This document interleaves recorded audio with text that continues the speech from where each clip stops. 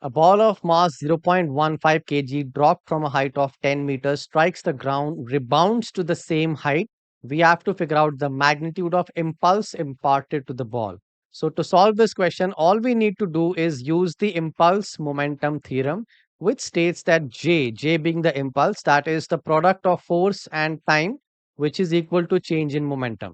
Let's see what is the information given to us. So the mass of the ball is given m is equal to 0.15 kilograms and the height is 10 meters. It strikes the ground and rebounds to the same height. So let us draw the proper diagram first. So we have a ball, let's say mass m. It is dropped from a height of h onto the ground. So let's say this is the ground. So the ball travels downwards, travels a distance of 10 meters, and imagine just before hitting the ground, its speed is u. So let me repeat, u here stands for the speed of the ball just before hitting the ground. So we will figure out the value of that u using the Stewart equation. So the ball will then hit the ground and then it will change the direction. The ball has to go upward since it has to bounce. So let's say immediately after the collision with the ground, the speed of the ball is, let's say, v, and then the ball bounces back up. Now, in this particular question, they have specified that after striking the ground, the ball has rebounded to the same height. Now, see, in the real world, whenever you drop a ball from a particular height, it will not come back to the same height. The reason being, a lot of energy will be absorbed by the ground. So, this is a hypothetical situation where the ball is bouncing to the same height. Now, that can only happen once the value of these speeds u and v are equal. So, let me write u and v should be equal. Let me repeat. V is the speed of the ball just after the collision. U is the speed of the ball just before the collision.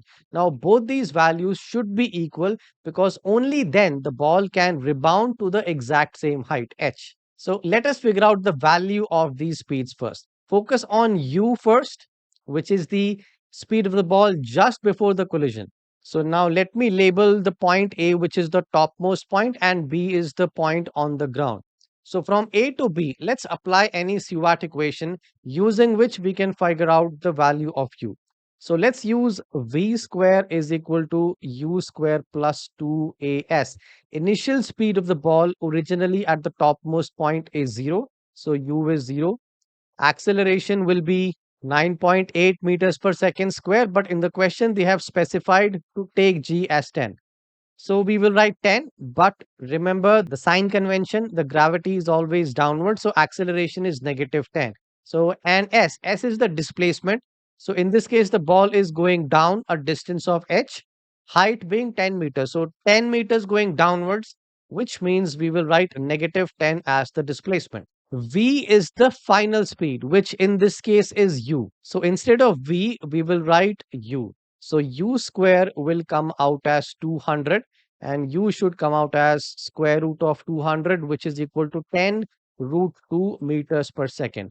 So this is the speed of the ball just before hitting the ground. Now we just deduce that v, the value of v, which is the speed of the ball just after the collision, that also should be equal to u, which means 10 root 2 meters per second. And now let's go back to the question. Since we have to figure out the value of the impulse and the value of j is equal to change in momentum. So let's write it down. The value of j will be equal to delta p, which is final momentum minus initial momentum. Final momentum is mass into v final minus initial momentum is m into v initial. Now, what is the final velocity? It is 10 root 2 meters per second. But remember, momentum is a vector quantity. We need to be very careful regarding the signs. So the final velocity should be positive as the ball is going up after bouncing from the ground. So V will be equal to 10 root 2 with a positive sign. And what is the mass?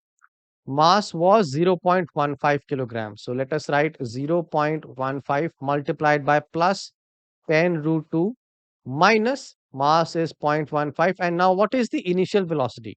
Now the magnitude of the velocity is the same, 10 root 2. But look at the diagram. Initially, the ball was traveling downwards. So the moment it hit the ground, it is actually traveling downwards. So the value of u will be negative 10 root 2. So let us write down negative 10 root 2. And let's simplify this. We'll get 0.15 multiplied by 10 root 2 plus 0.15 multiplied by 10 root 2. And now if we simplify this, we will get approximately 4.2. That's the value. So let's look at the options. 4.2 is in option C. And units are also mentioned. For the unit of J, we can use the formula. The unit of force is Newton, time is second. So either we can write down the unit of J as Newton second, or the unit of J should be the unit of momentum, which is kilogram meter per second, as momentum is mass into velocity. Mass is kilogram and velocity is meter per second. This is a very interesting question on circular motion. So we have a ball which is tied to a 10 centimeter rope. It rotates in a horizontal circle. It goes from x to y. So the linear speed at x is given as 20 centimeters per second. The rope is cut after 2 seconds, at which the object reaches y. And we have to figure out the angular displacement of the ball between x and y and the corresponding direction of motion of the ball after the rope is cut, which means we need the direction of motion at y. So how do we solve the question? Step 1, let us draw a diagram. So let us connect y and x with the center of the circle like this. And the angle which we require, the angular displacement between x and y is this theta. Let's see what all information is given. So a ball is tied to a 10 centimeter rope, which means the radius of the circle is 10 centimeters, which can be written as 0.1 meters in SI units. Now it is mentioned that the linear speed of the ball at x is 20 centimeters per second, which we can convert to zero point 0.2 meters per second. Now this is the speed at x. So how do we draw the direction of this speed? All we need to do is draw a tangent at x. Let's draw the tangent. So this arrow will represent the linear speed of the ball at x, which is zero point 0.2 meters per second. So how do we figure out the angular displacement? We will be using the formula for angular speed, omega, which is equal to theta upon time, where theta is the angular displacement, omega being the angular speed. Let us make theta as the subject here. We will get omega into t. Now the time is given is as 2 seconds. So let's write t is 2. Now we need to figure out what omega is. So for that, we will use the formula which connects the linear speed and the angular speed, which is v is equal to r omega. Now the linear speed is 0.2 meters per second and the radius was 0.1 meters. And let's make omega as the subject. So we will get zero point 0.2 divided by zero point 0.1, which comes out as 2 radians per second. That is the angular speed. So let's put this value in the formula for theta is equal to omega t. So let's write theta is equal to omega into t. Omega is 2 and the time is t. Hence, we get the answer as 4 radians. So that is the angular displacement. So now if we look at the options, we can clearly discard option A and B because the angular displacement is 4 radians. Now all we are left with is to figure out the direction of motion of the ball at y. Now if you paid attention earlier, I had assumed that the ball was moving in this particular direction. So I had assumed that the ball was going in an anti-clockwise fashion. So if that assumption is indeed true, so the ball would go from x, it will go in an anti-clockwise fashion, so that at the point y, if I draw an arrow, the arrow should point this way. And accordingly, the answer should be option C. But we need to figure out, was that assumption indeed true? We assume that the ball was moving in a anti-clockwise fashion. It could have moved in a clockwise fashion, so we need to verify. And how do we do that? From the value of the angle which we figured out.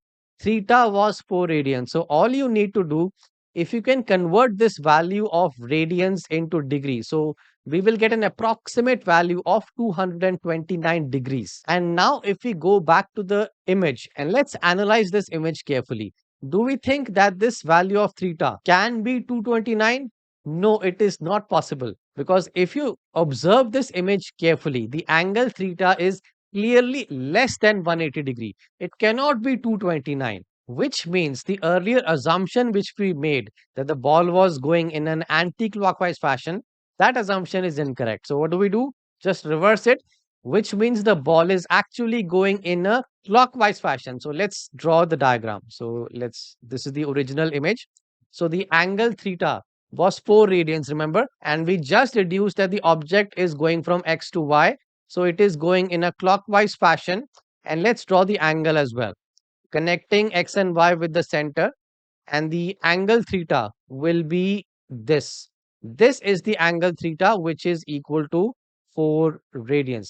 Now the question was, we have to figure out the direction of motion at y. So all we need to do is just draw a tangent at y with the correct arrow. So the arrow should be going rightwards. Hence, if I go back to the options, the answer is D. So the angular displacement is 4 radians and the direction of motion is upwards. And that is why, please remember, to solve questions like this, you are always supposed to verify whatever assumption you have made is right or wrong.